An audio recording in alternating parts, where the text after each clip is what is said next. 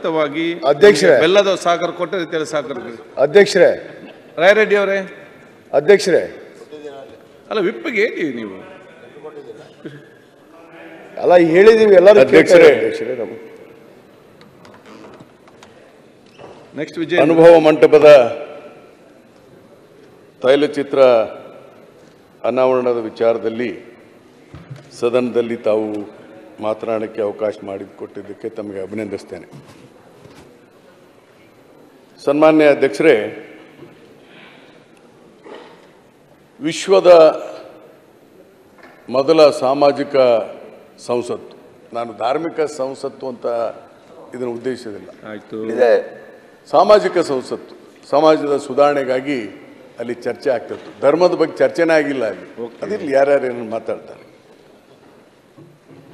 ಅಂಥ ಒಂದು ವಿಚಾರದಲ್ಲಿ ಏನು 12ನೇ ಶತಮಾನದಲ್ಲಿ ನಮ್ಮ ದೇಶದಲ್ಲಿರುವಂಥ ಜಾತಿ ವ್ಯವಸ್ಥೆ ಅಂದರೆ ಜಾತಿ ಭೇದ, ಲಿಂಗ ಭೇದ, ಐಶ್ವರ್ಯ ಭೇದ ಇವತ್ತು ಇದೆ. ಹೆಣ್ಮಕ್ಳನ್ನ ಸನ್ಮಾನ್ಯ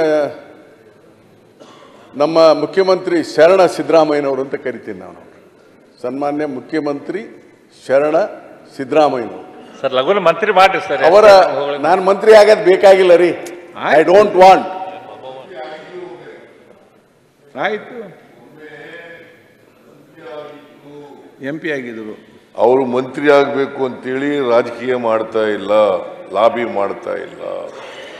ನೀವು ಮಂತ್ರಿ ಆಗಿ ಪಾಪ ನೀವು ಹಾಕ್ಬಿಟ್ರೆ ಅವ್ರಿಗೆ ಮಂತ್ರಿ ಕೇಳಬೇಡ. ಎಲ್ಲ ಮಂತ್ರಿ ಆಗಿದ್ರಿ ನೀವು?